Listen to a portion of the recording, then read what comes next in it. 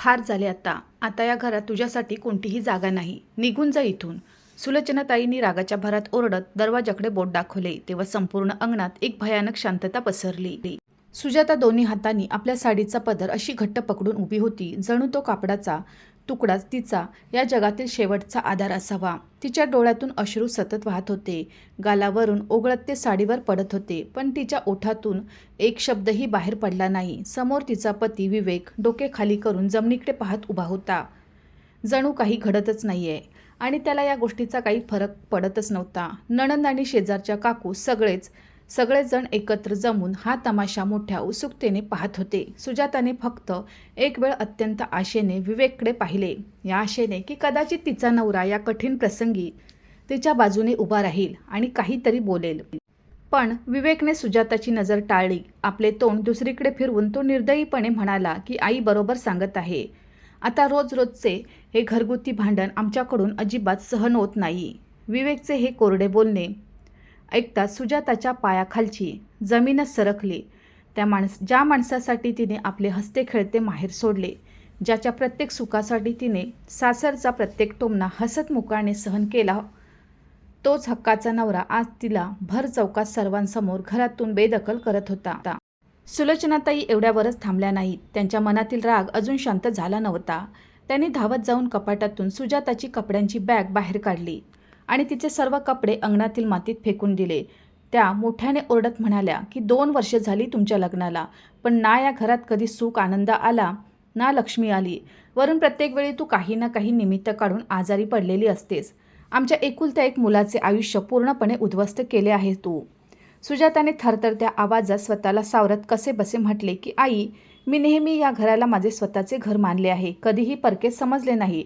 पण तिचे बोलणे पूर्ण होण्याआधीच तिची नणंद खोचकपणे हसत मध्येच म्हणाली की बस कर वहिनी, आता हा तुझा रडण्याचा ड्रामा बंद कर. जर तू मनापासून इतकी चांगली असतीस तर माझ्या भावाने तरी तुला घरातून बाहेर का काढले असते. नणंदेचे हे टोमणे ऐकून तिथे उपस्थित असलेले शेजारी आणि घरातील सगळे लोक मोठ्याने हसू लागले. त्याच अत्यंत अपमानास्पद क्षणी सुजाताला कळून चुकले की या घराच्या 4 भिंतींच्या आत तिची स्वतःची हक्काची अशी जागा कधी नव्हतीच आणि कधी होणारही नाही. तिने अत्यंत शांतपणे खाली वाकून आपले मातीत पडलेले कपडे एकत्र केले आणि बागेत भरले. तिचे हात थरथरत होते, डोळे रडून पूर्णपणे सुजले होते. तरीही तिने पुन्हा कोणासमोरही रडण्याचा किंवा गयावया करण्याचा प्रयत्न केला नाही. घरातून बाहेर पडताना तिने पुन्हा एकदा वळून विवेककडे शेवटची नजर टाकली. तिच्या मनात अजूनही एक छोटासा भाबडा कप्पा जिवंत होता. तिला वाटत होते की कदाचित शेवटच्या क्षणी तरी विवेकला तिची दया येईल आणि तो तिचा हात धरून थांबून घेईल. पण विवेकने खिशातून आपला मोबाईल बाहेर काढला आणि तो त्यात व्यस्त झाला. जणू काही सुजाताच्या जाण्याने त्याला काही देणे घेणेच नव्हते. तोच तो काळोखा क्षण होता जेव्हा सुजाताच्या मनातील विवेकबद्दलचे सर्व प्रेम आणि आदर नेहमीसाठी तुटून गेले. दरवाजातून बाहेर पाऊल ठेवताना सुलोचनाताईंनी पाठीमागून पुन्हा एकदा विषारी शब्दात सुनावले आणि ऐक ग, पुन्हा चुकूनही या घरात आपले पाऊल ठेवू नकोस. सुजाता काहीही उत्तर न देता मागे न पाहता सरळ मुख्य दरवाजातून बाहेर निघून गेली. रस्त्यावर चालताना तिच्या डोक्यावर आभाळ फाटले होते. तिला समजत नव्हते की या अथांग जगात जावे तर जावे कुठे. तिच्या माहेरी आधीपासूनच अत्यंत गरिबीची परिस्थिती होती. वृद्ध वडील सतत आजारी असायचे. आधीच आर्थिक संकटात असलेल्या आपल्या कुटुंबावर ती स्वतःचे नवीन ओझे बनू इच्छित नव्हती. मनात विचारांचे काहूर माजले होते. संपूर्ण रात्र तिने जवळच्या बस स्थानकाच्या एका थंड आणि लाकडी बाकड्यांवर बसून घालवली. रात्री आभाळ भरून आले आणि मुसळधार पाऊस सुरू झाला. ती त्या पावसात भिजत राहिली. रात्रभर एकटीच रडत राहिली. पण त्या अंधाऱ्या रात्री येणाऱ्या जाणाऱ्या कोणा एकालाही अशी दया आली नाही की एक तरुण मुलगी रात्रीच्या वेळी इथे एकटी का बसली आहे असे विचारून तिची विचारपूस करावी. सकाळ होतात जेव्हा पावसाचा जोर कमी झाला तेव्हा सुजाताने आपल्या मनातील सर्व भीती बाजूला सारली आणि कॉलेजमधील आपली सर्वात जवळची मैत्रीण पल्लवीला फोन केला. सुजाताची अवस्था ऐकताच पल्लवी क्षणाचाही विलंब न करता बस स्थानकावर पोचली. ती सुजाताला सन्मानाने आपल्या छोट्याशा भाड्याच्या घरात घेऊन आली. पल्लवीने तिला सुके कपडे दिले, गरम चहा दिला आणि सुजाताला जवळ घेत धीर देत म्हणाली की रडू नको सुजाता, स्वतःला कमजोर समजू नकोस. ज्या स्वार्थी लोकांनी आज तुला घराबाहेर काढले आहे ना, तू फक्त बघत राहा. एक दिवस असा येईल जेव्हा तेच सर्व लोक अत्यंत लाचारीने तुझ्या याच दरवाजावर हात जोडून उभे असतील. पल्लवीचे हे प्रेरणादायी शब्द ऐकून सुजाताच्या चेहऱ्यावर एक लहानसे उपरोधिक हसू आले. पण तिच्या मनात ही स्वाभिमानाची गोष्ट कुठेतरी घट्ट बसली. त्याच रात्री सुजाताने आरशात स्वतःचे रूप पाहिले. सुजलेले डोळे, विखुरलेले केस, अपमानाने थकलेला चेहरा. आरशातील त्या रूपाकडे पाहत तिने आयुष्यातील पहिल्यांदा स्वतःशीच एक पक्का निश्चय केला की आता यापुढे मला कोणासमोरही लाचार होऊन रडायचे नाही. स्वतःचे नशीब मला स्वतःच बदलायचे आहे. पल्लवीने पुढच्या दिवशी सुजाताला घरी बसून रडण्याऐवजी आपल्या ऑफिसमध्ये सोबत चालण्यास सांगितले. सुजाता आधी मानसिकदृष्ट्या तयार नव्हती. अपमानामुळे तिचे मनोबल इतके खचले होते की तिला वाटत होते की ती आता या जगात कोणत्याही कामाची राहिलेली नाही. पण पल्लवीने तिचे काहीही ऐकले नाही आणि जबरदस्तीने तिला तयार करून आपल्याबरोबर घेऊन गेली. ते एक छोटेसे पण आधुनिक ऑफिस होते जिथे काही महिला एकत्र येऊन हस्तकलेचे कपडे आणि घराच्या सजावटीचे सामान ऑनलाईन माध्यमातून देशभरात विकत असत. सुजाता सुरुवातीला शांतपणे एका कोपऱ्यात बसून सर्व कामकाज पाहत राहिली. ऑफिसमध्ये काय चालले आहे, महिला ग्राहकांशी कशा बोलतात याचे ती निरीक्षण करत होती. तेवढ्यात एका महत्त्वाच्या ग्राहकाचा फोन आला. पल्लवी आणि इतर सर्व महिला एका मोठ्या पॅकिंगच्या कामात व्यस्त होत्या. त्यामुळे कोणाचेही लक्ष फोनकडे नव्हते. फोन सतत वाजत राहिल्याने सुजाताने हळूच तो फोन उचलला. तिने समोरच्या ग्राहकाशी इतक्या गोड, व्यावसायिक आणि चांगल्या पद्धतीने संवाद साधला. उत्पादनाची माहिती इतक्या कौशल्याने दिली की समोरच्या कडक स्वभावाच्या महिलेने कोणतीही खळखळ न करता लगेच सामानाची एक ऑर्डर नोंदवली. पल्लवीने हे पाहिले आणि ती आश्चर्याने सुजाताकडे पाहतच राहिली. तू हे सगळे इतक्या चांगल्या प्रकारे आणि पहिल्याच प्रयत्नात कसे करून घेतले सुजाता? पल्लवीने अत्यंत उत्साहाने विचारले. तेव्हा सुजाताच्या चेहऱ्यावर कित्येक महिन्याच्या पहिल्यांदाच एक समाधानाचे हसू उमटले. तिने अत्यंत धीम्या पण आत्मविश्वासाने भरलेल्या आवाजात म्हटले की लग्नापूर्वी माझ्या बाबांच्या छोट्याशा दुकानाचा संपूर्ण हिशोब आणि ग्राहकांचे व्यवस्थापन मीच सांभाळत होते. तिचे हे सुप्त कौशल्य पाहून त्याच दिवसापासून पल्लवीने तिला आपल्या ऑफिसमध्ये हक्काने कामावर ठेवून घेतले. सुरुवातीला सुजाताला खूप छोटा पगार मिळायचा, पण महिन्याभराच्या परिश्रमानंतर जेव्हा पहिल्यांदा तिच्या हातात स्वतःच्या कष्टाची कमाई आली तेव्हा सुजाताला आतून तीव्र जाणीव झाली की कोणाच्याही कुबड्यांशिवाय स्वतःच्या पायावर स्वाभिमानाने उभी राहू शकते. दुसरीकडे सुजाता गेल्यावर सुलोचनाताईंच्या घरात परिस्थिती आता आधीसारखी राहिली नव्हती. ज्या सुनबाईला त्या दिवसापासून 100 वेळा टोमणे मारत असत, जिच्या कामात खोट काढत असत, तिच्या जाण्यानंतर घरातील सर्व व्यवस्था पूर्णपणे विस्कळीत झाली होती. सुजाता सकाळी 5 वाजता उठून घर आवरायची, पण आता घरचे लोक उशिरापर्यंत झोपून राहायचे. सुलोचनाताईंची लाडकी मुलगी दुपारी 12 वाजेपर्यंत गाढ झोपलेली असायची आणि विवेक ऑफिसमधून थकून भागून घरी परतल्यावर घरात नुसता पसारा पाहून शांतपणे एका कोपऱ्यात डोके धरून बसून राहायचा.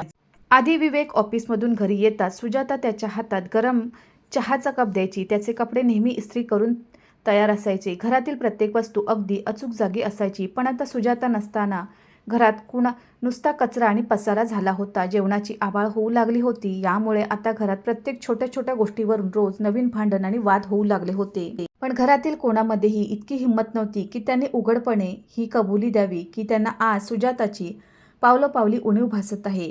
एका रात्री विवेक नेहमीप्रमाणे ऑफिसमधून खूप उशिरा परतला. त्याने कपडे बदलण्यासाठी कपाट उघडले तेव्हा त्याची नजर कपाटाच्या त्या रिकाम्या भागावर पडली जिथे सुजाता आपल्या साड्या अत्यंत व्यवस्थित रचून ठेवत असे. तो रिकामा कप्पा पाहताच अचानक विवेकला ती काळी कुट्ट रात्री आठवली, जेव्हा त्याने अत्यंत निर्दयीपणे सुजाताला घरातून हाकलून लावले होते आणि ती त्या मुसळधार पावसात भिजत रडत घर सोडून गेली होती. आज पहिल्यांदा विवेकच्या मनात सुजाताबद्दल एक अस्वस्थता आणि हुरहुर निर्माण झाली. पण अहंकार अजून जिवंत असल्याने पुढच्या क्षणी त्याने स्वतःचे मन वळवले आणि स्वतःलाच समजावले की जे काही झाले त्यात फक्त चूक सुजाताचीच होती. तीच हट्टी होती. सुजाता इकडे दिवसेदिवस पूर्णपणे बदलत होती. तिने भूतकाळाचा विचार करून रडणे आता कायमचे सोडून दिले होते. तिने स्वतःकडे लक्ष देण्यास सुरुवात केली. चांगले आणि नीटनेटके कपडे घालण्यास सुरुवात केली. ती आपल्या कामात इतकी मेहनत करू लागली की पाहता पाहता काहीच महिन्यात ती त्या ऑनलाईन कंपनीची सर्वात विश्वासू आणि मुख्य कर्मचारी बनली. कंपनीचे जुने आणि मोठे ग्राहक विशेषतः सुजाताशीच बोलणे पसंत करत असत, कारण तिच्या आवाजात एक वेगळीच आपुलकी होती. एक अनुभवलेला प्रामाणिकपणा होता जो लोकांना तिच्यावर लगेच विश्वास ठेवण्यास भाग पाडत असे. एक दिवस कंपनीच्या मुख्य मालकीण स्वतः ऑफिसच्या वार्षिक तपासणीसाठी आल्या. त्याने सुजाताचे काम, तिचे रेकॉर्ड आणि तिची काम करण्याची पद्धत पाहिली. सुजाताच्या कौशल्याने प्रभावित होऊन त्यांनी तिथे सर्व कर्मचाऱ्यांसमोर मोठी घोषणा केली की आजपासून या कंपनीच्या ऑनलाईन सेल्सची आणि आर्थिक व्यवहाराची संपूर्ण जबाबदारी सुजाता सांभाळेल आणि तिचा पगार दुप्पट केला जाईल. हे ऐकून पूर्ण ऑफिस टाळ्यांच्या कडकडाटाने गुंजून उठले. सुजाताचे डोळे आनंदाश्रूंनी भरून आले. तिला तो जुना दिवस आठवला जेव्हा तिला तिच्याच सासरच्या लोकांनी निकामी, अभागी आणि ओझे म्हटले होते. पण त्याच संध्याकाळी ऑफिस सुटल्यावर काहीतरी असे घडले ज्याने सुजाताला आतून पूर्णपणे हलवून सोडले. ती पल्लवीसोबत ऑफिसमधून बाहेर पडलीच होती की समोर रस्त्याच्या पलीकडे तिला तिचा नवरा विवेक उभा असलेला दिसला. कित्येक महिन्यांच्या दीर्घकाळानंतर त्याला अचानक आपल्यासमोर पाहून सुजाताची पावले जमीन खेळल्यासारखी तिथेच थांबली. विवेक आधीपासूनच खूप कमजोर, चिंताग्रस्त आणि अस्ताव्यस्त दिसत होता. त्याने हळूहळू भीत सुजाताच्या दिशेने आपली पावले टाकली. त्याच्या डोळ्यात आता तो जुना सासरचा अहंकार आणि घमेंड पूर्णपणे नाहीसा झाला होता. काही क्षण दोघेही एकमेकांकडे पाहत शांत उभे राहिले. रस्त्यावरील वाहनांची ये-जा सुरू होती. शेवटी विवेकने अत्यंत खालावलेल्या हळू आवाजात म्हटले, "कशी आहेस सुजाता?" विवेकचा तो ओळखीचा आवाज कानात पडता सुजाताच्या मनाचा ठाव सुटला. तिचे हृदय जोरात धडधडू लागले. पण यावेळी तिच्या डोळ्यात किंवा चेहऱ्यावर आधीसारखी कोणतीही कमजोरी किंवा लाचारी नव्हती. तिने अत्यंत जाणीवपूर्वक स्वतःला सावरले. आपल्या आवाजात कडकपणा आणला आणि थेट विवेकच्या डोळ्यात पाहत सरळ आवाजात म्हटले, "मी खूप चांगली आहे." इतके बोलून ती विवेककडे दुर्लक्ष करून पुढे जाऊ लागली. पण विवेकने घाईघाईने तिचा हात धरण्याचा प्रयत्न केला आणि व्याकुळ होऊन म्हणाला, "सुजाता प्लीज थांब, मला तुझ्याशी फक्त 2 मिनिटं बोलायचे आहे." सुजाता अचानक थांबली. रस्त्यावर गाड्यांचे हॉर्न वाजत होते. शेकडो लोक बाजूने येत जात होते. पण त्या दोघांच्या मध्ये जणू त्यांचा तो जुना अपमानास्पद काळ पुन्हा उभा राहिला होता. विवेक काही क्षणापर्यंत काय बोलावे यासाठी शब्द शोधत राहिला. मग अपराधी भावनेने बोलला की सुजाता, घरात सध्या सगळे काही ठीक चाललेले नाहीये. विवेकचे हे बोलणे ऐकून सुजाता थोडीशी उपरोधाने हसली. पण त्या हसण्यामागे तिच्या भूतकाळातील खोल वेदना लपलेली होती. तिने अत्यंत शांत पण धारदार स्वरात म्हटले, "अरे पण जेव्हा मी त्या घरात होते तेव्हा तर तुमच्या पूर्ण कुटुंबाला हेच वाटत होते ना की घराबाहेर असणाऱ्या सर्व त्रासांचे आणि संकटाचे एकमेव कारण फक्त मीच आहे. मग आता माझ्या जाण्याने सगळे ठीक व्हायला हवे होते." विवेककडे सुजाताच्या या तिखट प्रश्नाचे कोणतेही उत्तर नव्हते. त्याने शरमेने आपली नजर जमिनीकडे वळवली. आज आयुष्यात पहिल्यांदा विवेकला या गोष्टीची तीव्र जाणीव होत होती की ज्या निष्पाप मुलीला त्याने एके दिवशी शांतपणे डोके खाली करून घरातून बेघर होताना पाहिले होते, ती मुलगी आता आधीसारखी साधी भोळी आणि सोशिक राहिलेली नाही. आईची तब्येत आजकाल अजिबात ठीक नसते. घर प्रत्येक दिवशी नुसते भांडणाचे आणि वादाचे ठिकाण बनले आहे. विवेकने अत्यंत लाचारीने हळूच म्हटले. सुजाता काही सेकंद शांत राहून विवेकच्या त्या बदललेल्या चेहऱ्याकडे पाहत राहिली. मग तिने आपला आवाज अजून कडक करत विचारले, "बरं, मग त्या सगळ्यांशी माझा काय संबंध विवेक? मी आता काय करू?" विवेक तिच्या स्वाभिमानी डोळ्यात पाहण्याची हिंमतच करू शकत नव्हता. त्याने आपले दोन्ही हात जोडले आणि म्हटले, "आईची मनापासून इच्छा आहे की तू आता जुन्या गोष्टी विसरून आपल्या घरी परत यावेस." हे ऐकताच सुजाता एका क्षणासाठी पूर्णपणे स्तब्ध झाली. काही वेळ तर ती काहीच बोलली नाही. तिच्या डोळ्यासमोरून भूतकाळातील सर्व प्रसंग एखाद्या चित्रपटासारखे फिरून गेले. मग तिने अत्यंत धीमेपणाने विवेकला एक मुख्य प्रश्न विचारला, "आईची इच्छा तर समजली, पण तुझी काय इच्छा आहे? तुला काय हवे आहे?" सुजाताच्या या प्रश्नावर विवेक पुन्हा एकदा पूर्णपणे शांत झाला. त्याच्याकडे कोणतेही शब्द नव्हते. ही तीच भयानक शांतता होती ज्या शांततेने एका रात्री सुजाताचा संपूर्ण संसार आणि तिचे हक्काचे घर तोडून टाकले होते. सुजाताने एक दीर्घ आणि थंड श्वास घेतला आणि म्हणाली, "विवेक, ज्या मुसळधार पावसाच्या रात्री मला कपड्यांसह एकटीला रस्त्यावर कुत्र्यासारखे घरातून हाकलून दिले गेले होते ना, त्याच रात्री जुनी सोशिक सुजाता नेहमीसाठी मरून गेली होती. आणि जी खंबीर मुलगी आज तुझ्यासमोर उभी आहे, तिने स्वतःला या जगात एकटीने स्वतःच्या हिमतीवर उभे केले आहे." विवेकच्या चेहऱ्यावर स्वतःच्या कृत्याची लाज आणि पश्चाताप साफ दिसत होता. तो काहीतरी बोलू इच्छित होता, पण त्याच्या जिभेला शब्दच फुटत नव्हते. अगदी त्याच वेळी ऑफिसच्या समोर एक मोठी महागडी कार येऊन थांबली. कारमधून त्यांच्या ऑफिसच्या मालकीण बाहेर उतरल्या. त्यांनी सुजाताला पाहिले आणि अत्यंत आदरपूर्वक हसून म्हणाल्या, "सुजाता, उद्याच्या दिल्लीच्या मोठ्या मीटिंगची संपूर्ण तयारी झाली आहे का?" सुजाताने ताबडतोब स्वतःचे भाव बदलले आणि अत्यंत व्यावसायिक पद्धतीने सावरून म्हटले, "हो मॅम, सर्व फाईल्स आणि प्रेझेंटेशन तयार आहे." विवेक अत्यंत आश्चर्याने आणि डोळे फाडून हे सगळे वैभव पाहत होता. ज्या मुलीला त्याची आई दिवसरात्र निकामी, कामचोर म्हणत होती, आज तीच मुलगी इतक्या मोठ्या लोकांसोबत खांद्याला खांदा लावून काम करत होती. मोठ्या शहरात कंपन्याच्या मीटिंग्स घेत होती. मालकिणीने जाता जाता सुजाताच्या खांद्यावर हात ठेवून कौतुकाने म्हटले, "तसे सुजाता, पुढच्या महिन्यात आपण जी नवीन शहरात शाखा उघडत आहोत तिची संपूर्ण मुख्य जबाबदारी आणि अधिकार मी तुलाच देणार आहे." सुजाताने आदराने आपली मान हलवली. मालकीण निघून गेल्यावर विवेकच्या चेहऱ्यावरील पश्चाताप आणि दुःख अजूनच वाढले. त्याला आता जुन्या गोष्टी तीव्रतेने आठवू लागल्या. कसे सुजाता त्याच्या आयुष्यातील प्रत्येक छोट्या मोठ्या संकटात ढाल बनून उभी राहायची. तो ऑफिसमधून येईपर्यंत रात्रभर जागत असायची. आईचे आणि बहिणीचे सर्व टोमणे ऐकून घ्यायची, पण कधीही सासरच्या अब्रूला डाग लागू नये म्हणून पलटून उलट उत्तर देत नव्हती. आणि त्याने तिच्या त्या त्यागाची काय किंमत दिली? सर्वांसमोर तिला भर पावसात एकटे सोडून दिले, घरातून हाकलून दिले. सुजाता, माझ्याकडून खूप मोठी चूक झाली. तू मला आणि माझ्या कुटुंबाला एक शेवटची संधी दे. आणखी देऊ शकत नाही का? विवेकचा आवाज आता पूर्णपणे कापत होता. त्याच्या डोळ्यातून पाणी वाहू लागले होते. सुजाताचेही डोळे भूतकाळातील आठवणींनी भरून आले. पण तिने आपल्या मनावर दगड ठेवला आणि त्या अश्रूंना गालावर खाली पडू दिले नाही. तिने विवेककडे पाहत अत्यंत दीर्घगंभीर शब्दात सांगितले, विवेक, आयुष्यात संधी ही नेमाने चुकलेल्या नात्यांना दिली जाते. जाणीवपूर्वक केलेल्या अपमानाला आणि विश्वासघाताला नाही. इतके रोखठोक बोलत सुजाता मागे वळली आणि पल्लवीसोबत ताठ मानेने पुढे निघून गेली. विवेक तिथेच भर रस्त्यावर चालत्या गर्दीत उभा राहून सुजाताला दूर जाताना अत्यंत हताशपणे पाहत राहिला. त्याच्या डोळ्यासमोर अंधारी आली होती. त्या रात्री विवेकच्या आयुष्यात पहिल्यांदाच त्याला पश्चातापामुळे उशिरापर्यंत झोप येऊ शकली नाही. तो नुसता छताकडे पाहत राहिला. दुसरीकडे सुजाता आपल्या घराच्या गॅलरीत उभी राहून शांत अथांग आकाश पाहत होती. तिच्या मनात जुन्या जखमांची वेदना अजूनही कुठेतरी जिवंत होती. पण यावेळी ती वेदना तिला आतून तोडत नव्हती, तर तिला अजून मजबूत करत होती. तेवढ्यात पल्लवी तिच्या पाठीमागे आली आणि सुजाताच्या खांद्यावर हात ठेवून म्हणाले, काय झाले सुजाता, काय विचार करत आहेस? तेव्हा सुजातानं एक समाधानाचा श्वास घेतला आणि हळूच म्हटले, पल्लवी, आज आयुष्यात पहिल्यांदा विवेकला आणि त्याच्या अहंकाराला या गोष्टीची जाणीव झाली असेल की त्यांनी स्वतःच्या हाताने आपल्या आयुष्यातून काय गमावले आहे. पुढच्या दिवशी सकाळी सुजाता आणि पल्लवी चहा पित असताना घराच्या मुख्य दरवाजाची बेल वाजली. सुजाताने जाऊन जसा दरवाजा उघडला तशी ती समोर ते दृश्य पाहून एकदम थक्क झाली. जागेवरच खिळून राहिली, कारण समोर तिचे संपूर्ण सासरचे लोक एकत्र उभे होते. विवेक, सुलोचनाताई आणि तिची नणंद, त्या सगळ्यांची अवस्था इतकी दयनीय आणि वाईट दिसत होती की जणू ते गेल्या कित्येक रात्रींपासून अजिबात झोपले नसावेत.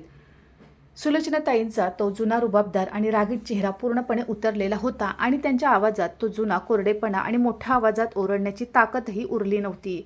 नणंदजी सासरी असताना सुजाताला प्रत्येक लहान गोष्टीवर टोमणे मारून कमी लेखत असे. आज सुजातासमोर गुन्हेगारासारखी आपले डोके पूर्णपणे खाली करून उभी होती आणि विवेक, तो तर सुजाताच्या डोळ्यात थेट पाहण्याची हिंमत सुद्धा करू शकत नव्हता. तेवढ्यात पल्लवी सुद्धा खोलीतून बाहेर आली. तिने सासरच्या सर्व लोकांना वरून खालपर्यंत नीट पाहिले आणि ती एका क्षणात समजून गेली की आता नेमके काय प्रकरण आहे. संपूर्ण वातावरणात एक जड शांतता पसरली होती. तेवढ्यात सुलोचनाताईंनी अत्यंत चाचरत, हळू आणि लाडीक आवाजात म्हटले, सुजाता, सुनबाई, आम्ही घराच्या आत येऊ का ग? सुजाताने सुलोचनाताईंकडे पाहिले. हीच ती निर्दयी बाई होती ज्यांनी काही महिन्यापूर्वी या सुजाताला मुसळधार पावसात गळा धरून धक्के देऊन घरातून बाहेर काढले होते आणि आज त्याच बाई तिला सुनबाई म्हणून हाक मारत होत्या. सुजाता काही सेकंद शांत उभी राहिली. मग तिच्या मनात विचार आला की दारावर आलेल्या पाहुण्याला बाहेर उभे ठेवणे तिच्या संस्कृतीत बसत नाही.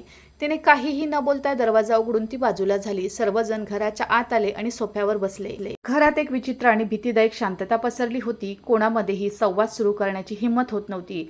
शेवटी सुलोचनाताईंचा संयम सुटला आणि त्यांच्या डोळ्यातून घळाघळा अश्रू वाहू लागले.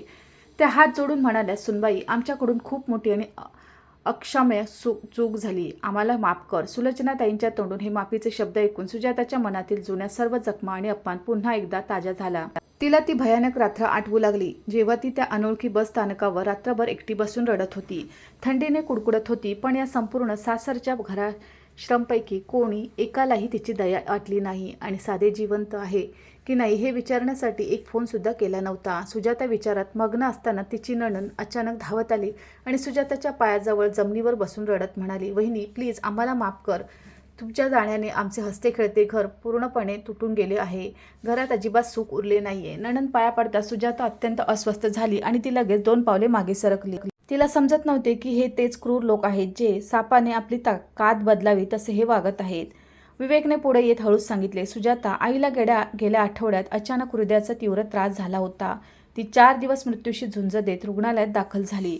त्या अत्यंत कठीण आणि गंभीर वेळी आम्हाला संपूर्ण कुटुंबात सर्वात जास्त फक्त आणि फक्त तुझीच आठवण आली.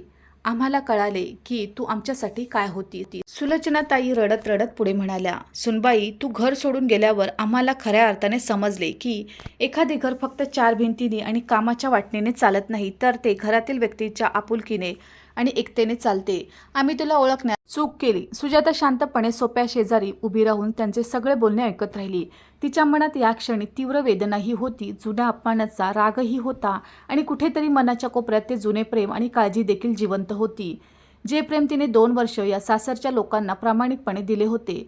पण यावेळी तिच्यासमोर उभी असलेली सुजाता ही आधीची साधी, भोळी आणि कमजोर सुजाता नव्हती, जी सासरच्या लोकांच्या 2 गोड आणि खोट्या शब्दात स्वतःचा झालेला अपमान विसरून जाईल आणि पुन्हा त्यांच्या जाळ्यात फसेल. तिने टेबलावर पाण्याचा ग्लास अत्यंत शांतपणे ठेवला आणि सर्वांकडे पाहत अगदी स्पष्ट, खंबीर आणि भारदस्त आवाजात म्हटले, आई, ज्या दिवशी तुम्ही मला भर पावसात घरातून हाकलून दिले होते ना, त्या दिवशी फक्त माझा एकटीचा वैयक्तिक अपमान झाला नव्हता, तर या जगातील पवित्र मानल्या जाणाऱ्या लग्नसंस्थेवरील आणि नात्यावरील माझा पूर्ण विश्वास कायमचा तुटला होता. सुजाताचे हे बोलणे ऐकून संपूर्ण खोलीत पुन्हा एकदा सन्नाटा पसरला. सुजाताच्या या सत्यविधानावर तिथे बसलेल्या कोणाकडेही देण्यासारखे कोणतेही उत्तर नव्हते. विवेक पुन्हा एकदा तिची माफी मागण्यासाठी तिच्या दिशेने पुढे वाढला आणि म्हणाला, सुजाता, आम्ही सगळे आज जगासमोर चूक मान्य करतो. आमच्यावर विश्वास ठेव. आम्हाला सुधारण्यासाठी फक्त एक शेवटची संधी देऊन टाक. सुजाताने यावेळी थेट विवेकच्या डोळ्यात आपले डोळे रोखून पाहिले आणि अत्यंत शांतपणे बोलली, विवेक, आयुष्यात कोणालाही दुसरी संधी देणे खूप सोपे असते. पण जर त्या काळोख्या रात्री जेव्हा तुझी आई मला घराबाहेर काढत होती, तेव्हा तू एक नवरा म्हणून माझ्या बाजूने खंबीरपणे उभा राहिला असतास, तर आज ही वेळ आलीच नसती. पण तू साधे बोलणे तर सोडाच, उलट तोंड फिरून शांत राहिलास आणि तुझ्या याच शांततेने मला मारून टाकले. सुजाताचे हे शब्द ऐकून विवेकचे डोळे पुन्हा एकदा पाण्याने भरून आले. आज आयुष्यात पहिल्यांदाच विवेकला आपल्या त्या वेळेच्या भ्याड शांततेचे खरे आणि जड वजन मनावर जाणवत होते. योगायोगाने अगदी त्याच वेळी घराबाहेर पुन्हा एकदा जोराचा पाऊस सुरू झाला. तो पाऊस अगदी तसाच होता जसा सुजाताला घरातून काढले होते त्या रात्री पडत होता. निसर्गाने जणू तोच प्रसंग पुन्हा जिवंत केला. पण यावेळी फरक फक्त इतकाच होता की त्या रात्री सुजाता मनातून आणि शरीराने पूर्णपणे तुटलेली, लाचार होती आणि आज ती स्वतःच्या हिमतीवर आर्थिकदृष्ट्या स्वाभिमानी बनून आपल्या पायावर ताठ म्हणीने उभी होती. तेवढ्यात पाठीमागून सुलोचनाताईंचा अत्यंत गयाबया करणारा आवाज आला, सुनबाई, जुने सगळे विसरून चल, आता आपल्या घरी परत चल. सुजाताने हळूच मागे वळून सुलोचनाताईंच्या चेहऱ्याकडे पाहिले. तिच्या स्वतःच्या डोळ्यातही भूतकाळातील आठवणींचे अश्रू होते, पण तिचा आवाज अत्यंत मजबूत आणि खंबीर होता. ती म्हणाली, आई, मी तुमच्यासोबत त्या घरात नक्कीच परत येईन, पण लक्षात ठेवा, यावेळी मी त्या घराची लाचार, टोमणे ऐकणारी सून बनून परत येणार नाही, तर मी स्वतःच्या स्वाभिमानासह आणि आदरासह एक स्वतंत्र माणूस बनून परत येईन. ज्या घरात मला कोणतेही दूषण देण्यापूर्वी माझे बोलणे शांतपणे ऐकून आणि समजून घेतले जाईल. सुलोचनाताईंनी आपल्या आयुष्यात पहिल्यांदा सुनेसमोर आपले डोके आदराने खाली केले आणि अत्यंत नम्रपणे म्हणाल्या, हो सुनबाई, यावेळी या घरातील प्रत्येक निर्णय आणि फैसला फक्त तुझाच असेल. तू म्हणशील तसेच होईल. सुजाता काही क्षण त्या सगळ्यांच्या बदललेल्या चेहऱ्यांकडे आणि त्यांच्या डोळ्यातील पश्चातापाकडे पाहत राहिली. तिला कळून चुकले की आता हे लोक कधीही तिचा अपमान करू शकणार नाहीत. मग तिने आपल्या बॅगेत कपडे भरले आणि त्यांच्यासोबत जाण्यासाठी ती शांतपणे तयार झाली. त्या ऐतिहासिक दिवशी सुलोचनाताईंना आणि विवेकच्या संपूर्ण कुटुंबाला पहिल्यांदाच या गोष्टीची तीव्र जाणीव झाली की ज्या मुलीला त्यांनी आजपर्यंत सासरी अत्यंत कमजोर, अबला आणि असहाय्य समजले होते, प्रत्यक्षात संकट आल्यावर तीच मुलगी घरातील सर्वांपेक्षा सर्वात जास्त मजबूत, धैर्याची आणि स्वाभिमानी निघाली. तर मित्रांनो, सुजाताने आपल्या सासरच्या लोकांच्या बदललेल्या वर्तनावर विश्वास ठेवून त्यांच्या पश्चातापाचा आदर करत पुन्हा सासरी जाण्याचा घेतलेला निर्णय योग्य होता की अयोग्य? तुम्हाला काय वाटते? तिने त्यांना माफ करून बरोबर केले का? आपली मौल्यवान मत खालील कमेंट बॉक्समध्ये नक्की लिहून सांगा. जर तुम्हाला सुजाताची ही स्वाभिमानी संघर्षमय कथा आवडली असेल तर कृपया या व्हिडिओला लाईक करा, आपल्या मित्रपरिवारासह जास्तीत जास्त शेअर करा आणि आमच्या चॅनलला सबस्क्राईब नक्की करा. धन्यवाद.